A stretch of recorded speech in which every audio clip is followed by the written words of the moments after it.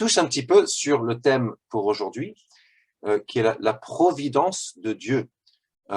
Et là, je dois juste dire quelque chose sur le mot providence, parce que ça, ce message est un message que j'ai apporté en anglais, et en anglais, on dit « the providence of God ». Et je me suis rendu compte que je ne connaissais pas le mot français pour providence.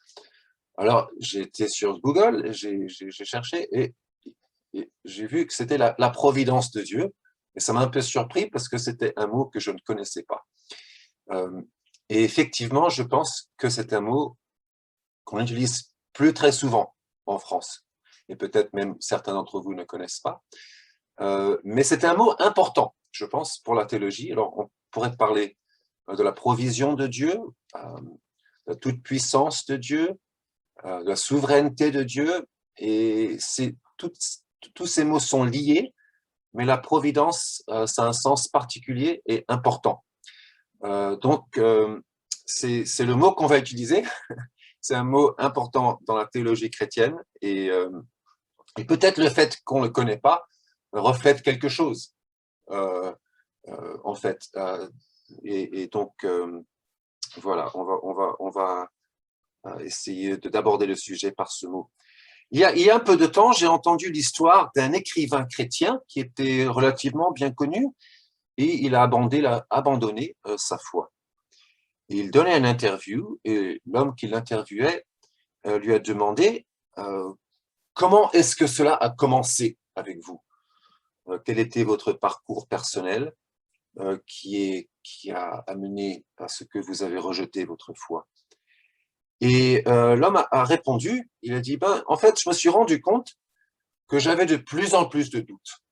Il y avait de plus en plus de croyances chrétiennes, de doctrines chrétiennes, que j'ai commencé à ne plus croire.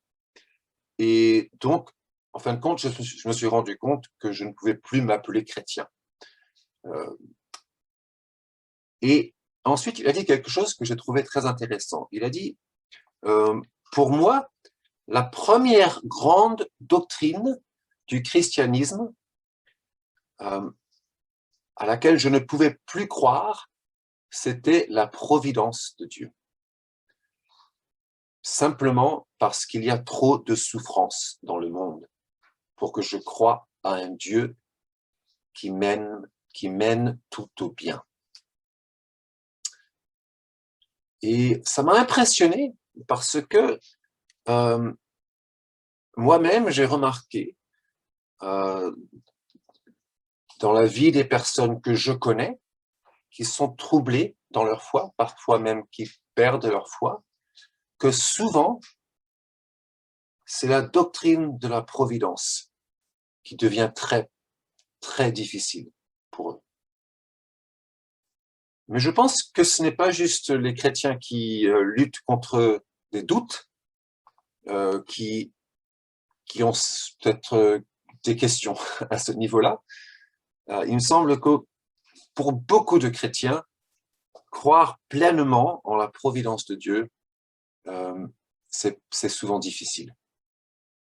Et je pense qu'une des conséquences de vivre dans un âge séculier, comme nous le faisons dans l'Occident aujourd'hui,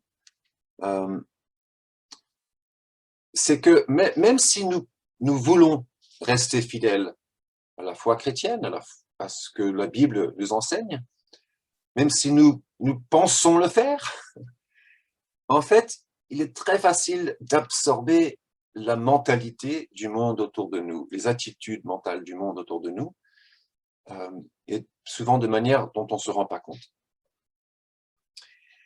Et une de ces attitudes, c'est que, en fait, les choses arrivent d'elles-mêmes. Il ne faut pas chercher un sens ou une raison. Il n'y a pas d'objectif, il n'y a pas de plan général. Le sort règne, en quelque sorte. Et il me semble aussi que c'est une des qualités que l'on observe, que j'ai observé personnellement, parmi les chrétiens qui m'impressionnent, en quelque sorte, les chrétiens qui ont une grande maturité. C'est qu'ils semblent pouvoir traverser de grandes difficultés dans leur vie avec leur foi, non seulement pas diminuée, mais souvent même fortifiée. Et souvent, c'est précisément parce qu'ils ont une grande confiance dans la providence de Dieu, dans toutes les circonstances de leur vie. Alors, dans cette période dans laquelle nous vivons tous, cette période historique, où justement il nous semble que le monde bascule un peu, que les choses avancent de manière très chaotique, il n'y a plus personne au volant, je vous propose que nous méditions un petit peu ensemble sur la doctrine biblique de la providence de Dieu. Et ma prière, c'est que ce soit un confort et un encouragement pour nous tous. Jean Calvin, qui a écrit beaucoup sur le sujet de la providence, a dit ceci: c'est la plus grande misère que puisse avoir l'homme, d'ignorer la providence de Dieu. Je répète parce que c'est fort ça. C'est la plus grande misère que puisse avoir l'homme, d'ignorer la providence de Dieu. Et d'autre part, cela est une singulière béatitude de bien la connaître. Alors j'espère qu'ensemble, peut-être, nous arriverons à la connaître un petit peu mieux ce matin. Prions ensemble. Seigneur, je te remercie que ta parole te révèle pour nous en tant que comme tu es vraiment, pas comment nous t'imaginons. Je prie que ce matin, par ton Saint-Esprit, tu te révèles à nous par ta parole, que tu nous démontres qui tu es et comment tu travailles dans ce monde et ce que tu fais pour que tu puisses grandir en nous notre confiance en toi, notre espérance en toi. Je prie ceci au nom de Jésus. Amen. Amen. Alors, le passage que nous venons, que Daniel vient de lire pour nous, parle aussi bien de la souveraineté et de la providence de Dieu, d'une manière très, très belle et émouvante. Il y a ce verset où il dit « Ne le savez-vous pas? Ne l'avez-vous pas appris? Ne vous l'a-t-on pas révélé dès le début ?» Et c'est une phrase qui est répétée 2 fois dans ce même passage, en parlant donc du contrôle que Dieu a sur toute chose. En d'autres mots, c'est pas quelque chose de nouveau, c'est pas quelque chose d'inédit, c'est quelque chose qu'on est censé de savoir, de comprendre. C'est à la base. Et effectivement, on voit que les Écritures affirment du début à la fin la providence de Dieu. Mais avant de regarder quelques passages, peut-être qu'il sera utile de s'attarder un peu sur ce mot, surtout puisque c'est pas un mot qu'on emploie très souvent aujourd'hui. Il vient bien sûr à la base du mot pour voir, et c'est intéressant que aussi bien en français qu'en latin, l'étymologie est liée à la vision, donc voir.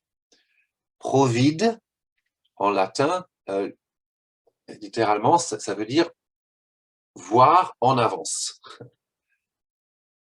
Et c'est intéressant parce que, bien entendu, la Bible n'est pas écrite en latin, mais en hébreu aussi, on voit le lien entre pourvoir et la vision, voir. Par exemple, dans le 22 chapitre de la Genèse, quand Dieu pourvoit l'agneau pour Abraham, pour qu'il ne sacrifie pas Isaac, le verset littéralement dit en hébreu, Dieu verra pour lui-même l'agneau, ce qui est traduit pourvoira. Et dans l'hébreu, c'est il voit, Dieu voit l'agneau, verra l'agneau. Donc on voit ce lien. Donc, dans l'idée de la providence, précisément, c'est l'idée que Dieu, en fait, voit tout. Nous, en tant qu'êtres humains, par définition, on ne peut voir que très peu. Toujours, on voit une partie. C'est pour ça que si souvent, on se bagarre entre nous. Chacun voit une partie, mais Dieu, il voit tout. Il voit le passé, il voit le futur, il voit le présent. Il voit le monde entier, il voit notre situation particulière. Il prend tout en compte. Rien n'est en dehors de son champ de vision. Et bien sûr, la providence de Dieu, c'est plus que simplement sa connaissance. Parce qu'au cœur de l'idée de la providence, c'est que parce que Dieu voit tout, et parce qu'il est capable d'effectuer tout, et parce qu'il est bon, donc il accomplit sa bonne volonté. Et si le mot lui-même, ou un mot équivalent en hébreu ou en grec n'est pas vraiment employé dans la Bible, l'idée, elle est partout dans la Bible. Et en fait, cela m'impressionne qu'on ne peut pas vraiment lire 5 pages de la Bible sans voir cela. Souvent même, c'est assumé dans ce que la Bible dit. C'est fondamental. En fait, si on essaye de soustraire l'idée de Dieu de la Bible, ce serait une Bible complètement différente et bien plus petite. Ce serait plus en fait le Dieu chrétien.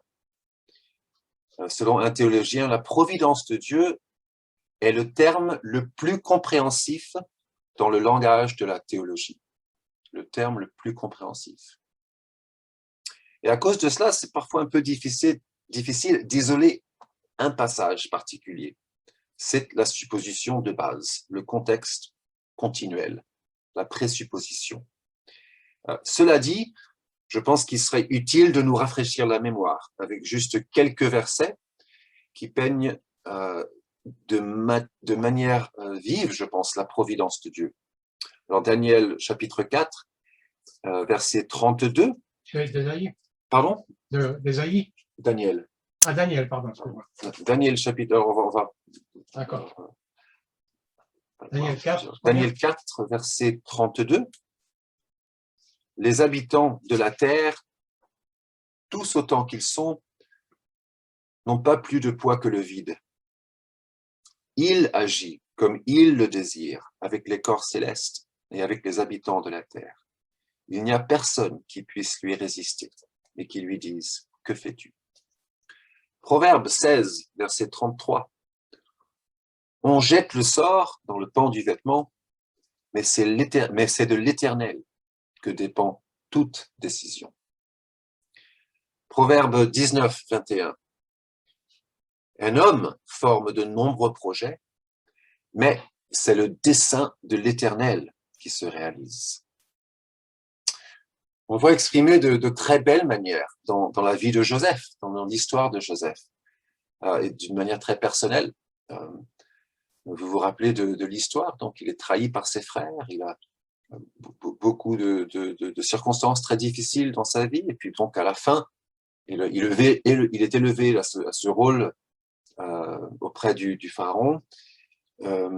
Et quand il est dévoilé à ses frères, quand ses frères reviennent, qu'ils apprennent qui il est, ils tombent devant lui, ils implorent sa miséricorde et il leur dit « Mais ce n'est pas vous qui m'avez envoyé ici, c'est Dieu. » Et bien sûr, c'était eux, mais lui était conscient que c'était au-dessus de là, c'était Dieu. Et juste un peu plus tard, il dit « Vous aviez projeté de me faire du mal, Dieu l'a changé en bien. » C'est très profond ça. Eux l'ont fait pour le mal, mais Dieu, il l'a changé en bien. Jésus affirme souvent la providence de Dieu. On pourrait multiplier les versets du Nouveau Testament, des évangiles, le Sermon sur la montagne en particulier.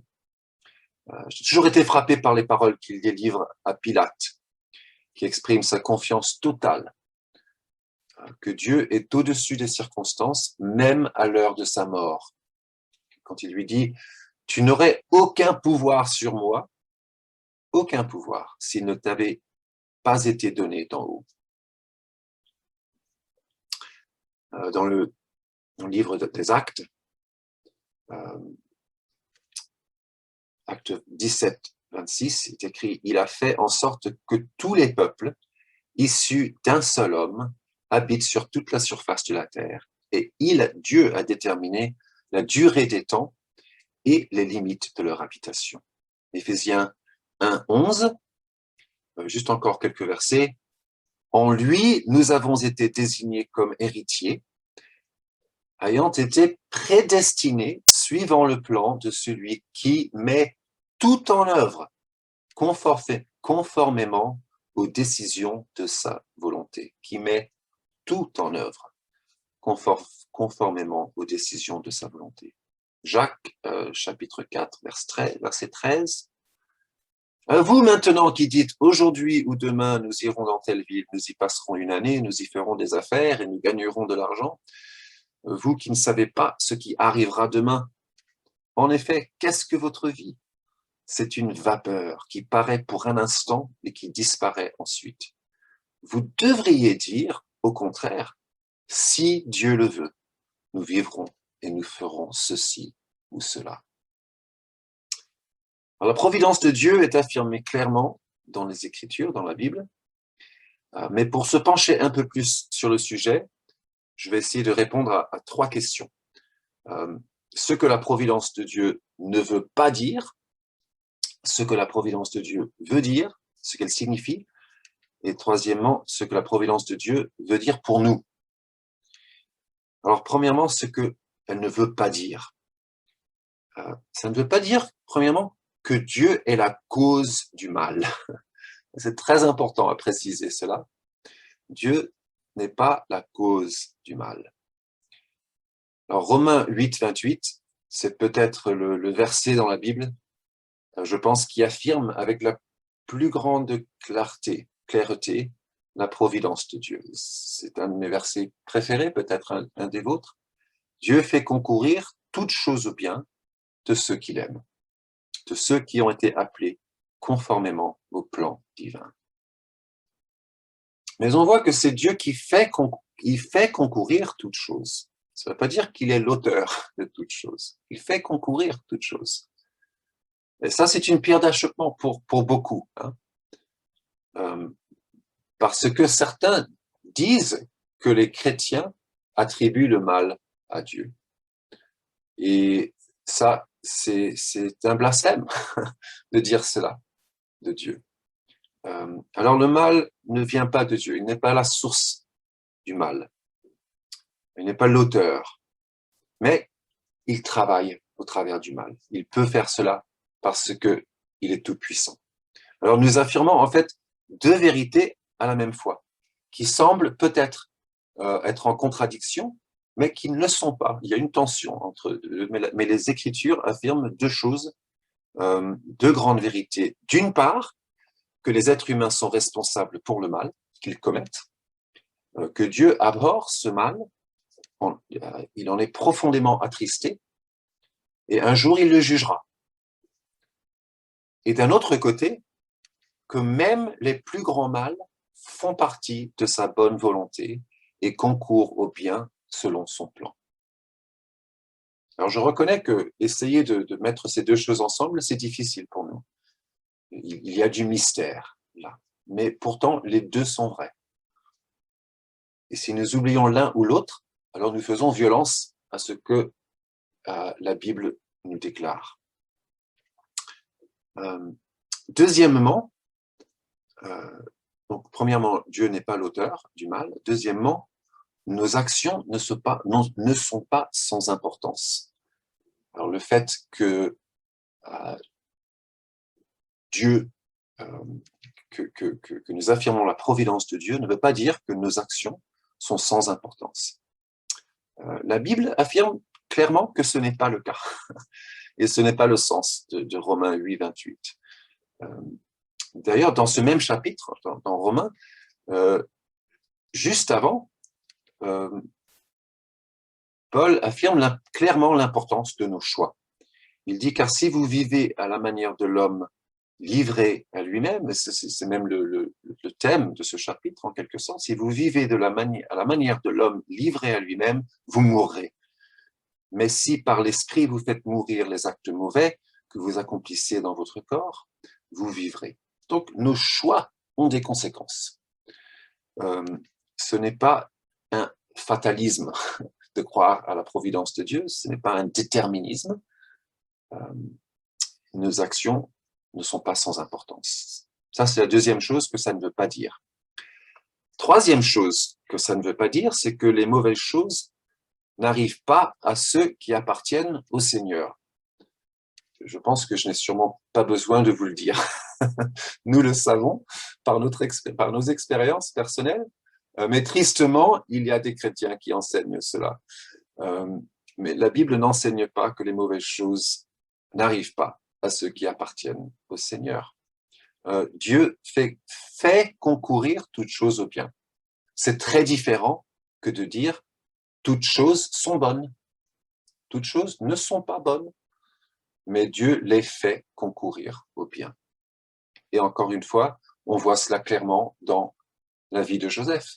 Les choses qui lui sont arrivées n'étaient pas bonnes en elles-mêmes, mais Dieu les a utilisées pour le bien, d'une manière très spectaculaire et donc très nette pour nous, mais souvent c'est pas aussi clair dans nos vies. Et pourtant, la même réalité est là. Alors, qu'est-ce que ça veut dire, en fait, de manière positive, la providence de Dieu? Deuxièmement, ce que la providence de Dieu veut dire. Eh bien, elle opère, en fait, à deux niveaux, bibliquement, la providence de Dieu. Un niveau général et un niveau particulier pour les chrétiens. Alors, le niveau général, c'est que Dieu est pleinement en contrôle de toute chose et pleinement bon. Il est pleinement en contrôle, au-dessus de toute chose et pleinement bon. Dans ce sens-là, en fait, la providence de Dieu, ça met ensemble la souveraineté de Dieu et sa bienfaisance. Les deux ensemble, eh ben, ça nous mène à la providence de Dieu. Et en fait, quand on y réfléchit, c'est précisément la chose à laquelle beaucoup ont du mal à croire. C'est que Dieu est complètement en charge, quoi. Et il fait des bonnes choses. il amène au bien, au travers de tout. Non seulement qu'il atténue le mal, qu'il limite les dégâts, en quelque sorte, mais que même les plus mauvaises choses, mauvaises en soi, font partie de son plan parfait. Et ultimement, là l'emphase c'est bien sur le mot ultimement, ultimement concourt au bien. Et ça, c'est souvent difficile pour nous de le croire. Mais je pense que si nous comprenons vraiment la croix de notre Sauveur, eh bien, cela met tout en perspective. Parce que à la base de l'Évangile, c'est que cette chose horrible, en fait, Dieu vient à l'humanité en Christ, devient homme, et que fait l'humanité? Qu'est-ce que nous faisons avec Dieu? Nous le crucifions. Alors, ça, c'est une tragédie. C'est un mal horrible, incompréhensible, que Dieu, le créateur de l'univers, vienne jusqu'à nous avec plein d'amour et de bonté, et que nous le crucifions, nous le tuons. Qu'est-ce qui pourrait être de pire que cela? C'est la chose la plus horrible dans l'histoire du monde.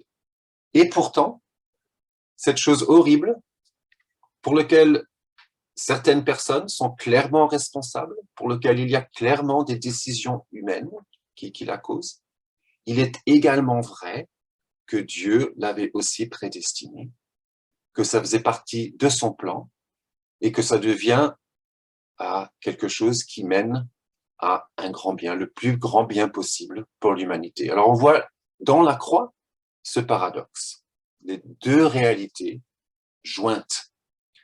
Et si cela est vrai pour la croix, alors ça peut être vrai en tout. si le paradoxe arrive à être conjoint, ces deux réalités sont conjointes dans la croix, alors ce n'est pas un problème pour quoi que ce soit autre. Donc ça, c'est le premier niveau, si vous voulez, le niveau général. Le deuxième niveau, c'est le niveau particulier pour les chrétiens. Et là, je vais juste arrêter pour clarifier quelque chose. Le fait que tout concourt au bien, en quelque sorte globalement, pour l'univers, dans la perspective de Dieu, ultimement, ne veut pas nécessairement dire que tout va aller au bien pour chaque individu, pour chaque personne. La Bible n'enseigne pas cela. Et en fait, la Bible enseigne que pour certaines personnes qui se refusent à la grâce de Dieu, les choses n'iront pas bien du tout. D'accord ? Alors, la Bible n'enseigne pas que tout ira pour le mieux pour tout le monde. Non. Mais ce que la Bible enseigne précisément, au travers de Romains 8, 28 et d'autres versets aussi, mais si clairement dans ce verset, c'est précisément que Dieu fait concourir toutes choses pour le bien de ceux qui lui appartiennent. Toutes choses pour le bien de celui qui lui appartient. Quoi qu'il arrive dans nos vies, nous pouvons croire non seulement que Dieu va globalement, au niveau du cosmos, ça va contribuer au bien, mais dans notre vie personnelle, Dieu le fait contribuer au bien. C'est la promesse particulière pour ceux qui appartiennent au Seigneur. Troisièmement, qu'est-ce que cela veut dire pour nous, la providence de Dieu ? Je vais suggérer trois choses. Premièrement, nous pouvons faire confiance à Dieu pour notre passé. Et ça, c'est fort, c'est puissant. Si on a vécu un petit peu, nous avons tous des regrets. Je pense le plus longtemps on vit, le plus on commence à revivre sa vie dans le passé un petit peu. On dit, si j'avais fait ce choix-là, si cette chose n'était pas arrivée. Et ça peut rendre fou. Et la providence de Dieu, pour le chrétien, ça lève ce fardeau complètement. Nous pouvons remettre notre passé entièrement dans les mains de Dieu. Les choses, en fait, ne dépendent pas de nous, elles dépendent de Dieu. Malgré le fait que oui, nous faisons des choix, oui, parfois nous faisons des erreurs, mais en fin de compte, nous pouvons nous remettre à Dieu et à sa providence. Pour moi, je vais donner un exemple, ça s'exprime de manière très, très pratique. Pour moi, il y a à peu près, maintenant, 7 ans, 6 ou 7 ans, j'ai appris que j'avais une condition, une maladie qui s'appelle l'hypertension pulmonaire. C'est une maladie assez rare qui limite donc l'oxygène qui va à mes poumons de la part de mon cœur. Et c'est progressif et sans médicaments, ça tue. C'est fatal. C'est fatal en 2 ou 3 ans. C'est comme le cancer, quoi. C'est très agressif. Et en ce moment, j'ai des médicaments qui me soutiennent. Ça fait donc 6 ou 7 ans, je suis stable. Bon, je ne connais pas le futur, mais voici ce que je connais. Ce que je sais du plus profond de mon cœur. Je sais que Dieu, moi j'étais complètement surpris quand j'ai appris que j'avais cette maladie, mais ce que je crois au plus profond de mon cœur, c'est que Dieu n'était pas surpris. que ça faisait partie de son plan. Il aurait pu faire en quelque sorte que je n'ai pas cette maladie. Mais c'est pas ce qu'il a fait. Il m'a permis de l'avoir. Et il est possible que je vais peut-être mourir dans 1 an ou 2. Il est possible que je vive plusieurs années. Il est possible que je vive jusqu'à 100 ans. Je ne sais pas. mais le Seigneur sait. Et ce que je sais du plus profond de moi, c'est que ceci fait partie. Mais il est possible aussi que Dieu me guérira. Nous prions pour que Dieu me guérisse. C'est possible. Alléluia, s'il me guérit, ce sera super. Mais je ne sais pas ce qu'il va faire. Ce que je sais, c'est que chaque jour, tant que j'ai cette maladie, cela, pour moi, fait partie de son plan pour moi. Et qu'il va l'amener au bien. Ça, j'ai une confiance totale en cela. C'est ça, en fait, ce que ça veut dire, je pense, de faire confiance à la providence de Dieu. Alors ça, c'est faire confiance donc à Dieu pour notre passé. Deuxièmement, nous pouvons nous appuyer sur Dieu pour notre présent. Nous pouvons nous appuyer sur Dieu pour notre présent. Nous avons confiance qu'en fait, nous ne sommes pas seuls, que Dieu est présent dans toutes les choses dans nos vies.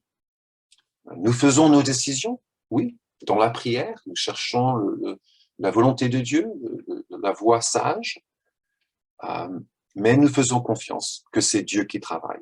Encore un verset que beaucoup d'entre nous connaissent, Proverbe 3, versets 5 et 6. « Confie-toi en l'Éternel de tout ton cœur et ne t'appuie pas sur ta sagesse. Reconnais-le dans toutes tes voies et il aplanira tes sentiers. » C'est une promesse, il aplanira tes sentiers. Parfois, c'est un peu un mystère, mais nous prenons un pas à la fois. Parfois, nous ne comprenons pas. Une histoire un peu drôle.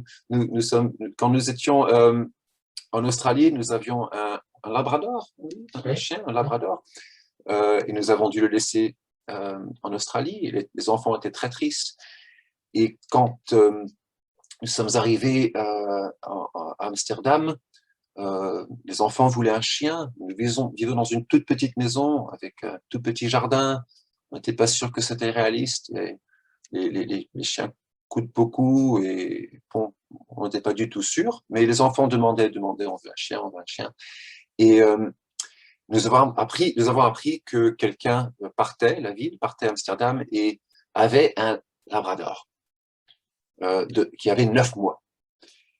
Et ça semblait parfait, quoi. Un labrador, 9 mois. Mais donc, on a prié, on a cherché, on n'a pas beaucoup de temps parce qu'il partait bientôt. Mais on a prié, Cathy et moi ensemble, et on s'est dit, ça semble idéal, quoi. C'est exactement le même type de chien, et il est encore jeune. C'est bon. Et on a pensé, bon, c'est la volonté du Seigneur. Alors ça, c'était il y a 2 mois. Et il est terrible, ce chien. On l'a depuis 2 mois et c'est la catastrophe. Alors, et même les enfants, ils sont plus sûrs. Bon, je ne vais pas rentrer dans tous les détails, mais alors Catherine et moi, on se dit, qu'est-ce qu'il fait le Seigneur? On a prié, on pensait que c'était la bonne décision, et maintenant, il faut qu'on s'est remis en question, et en fait, on a presque décidé que on va pas garder ce chien. Et on pense que c'est la décision sage. Alors, pourquoi Dieu nous a appelés à avoir ce chien pour 3 mois? Je ne sais pas. Mais on a fait cette décision en priant et maintenant, il faut faire une autre décision et nous faisons confiance que Dieu est présent dans tout cela. Alors, nous pouvons nous appuyer sur Dieu pour notre présent. Troisièmement, nous pouvons espérer en Dieu pour notre futur. Il y a tant qu'on ne sait pas. En fait, on se flatte parfois de savoir beaucoup plus qu'on ne sait par rapport au futur. La réalité, c'est qu'on sait beaucoup moins qu'on le pense. On s'en est tous rendu compte au début du Covid, hein, mais les gouvernements qui pensaient qu'ils savaient tant de choses, en fait, ils ne savaient rien. Ils ne savaient rien du tout. Et tout le monde est confus par cela. Et on l'est toujours. Et c'est bien de s'en rappeler. On sait si peu par rapport à l'avenir. Mais Dieu, il sait tout. Alors nous pouvons être à l'aise, nous pouvons avoir confiance et espérer en Dieu, parce que nous savons qu'il mène tout à bien. Parfois nous le voyons, parfois nous ne le voyons pas, mais nous savons qu'il mènera tout à bien. Jésus dit dans Matthieu 10, « Ne vendons pas 2 passereaux pour un sou. Cependant, ils n'en tombent pas à terre sans la volonté de votre Père. » Incroyable! Pas un passereau ne tombe à terre sans la volonté, au dehors de la volonté de Dieu. Et même les cheveux de votre tête sont tous comptés. Ne craignez donc point, vous valez plus que beaucoup de passereaux. Voilà la promesse. Et donc, nous pouvons faire confiance, nous pouvons espérer en Dieu pour notre futur. Je pense que quand j'étais petit, j'entendais les gens souvent dire « Dieu voulant ceci, Dieu voulant cela ». Je pensais que c'était juste une coutume religieuse. Et c'est quand j'étais plus vieux que je me suis rendu compte que non, en fait, nous sommes commandés par la parole de Dieu de faire cela dans le livre de Jacques, dans l'épître de Jacques, et c'est une très bonne habitude. Alors ne perdons pas l'habitude, ne pensons pas que c'est une vieille coutume de dire Dieu voulant, parce que en fait, ça nous rappelle que notre futur est entre ses mains. Même les petites choses, tout est entre ses mains. Nous faisons confiance à lui, il est notre espoir. Alors pour conclure, voilà, la providence de Dieu, c'est une réflexion en fait du caractère de Dieu qui nous est révélé en Jésus-Christ, et qui nous remplit d'espoir et est à la base non seulement de la doctrine chrétienne, mais de la vie chrétienne, chaque jour, un jour à la fois, alors que nous faisons confiance à Dieu. À la croix, Dieu dit au monde, je suis bon, je suis tout-puissant, et je suis plus grand que vos péchés. Et dans nos vies aussi, Dieu nous dit, je suis bon, je suis puissant, et je suis plus grand que toutes les circonstances de vos vies. Amen.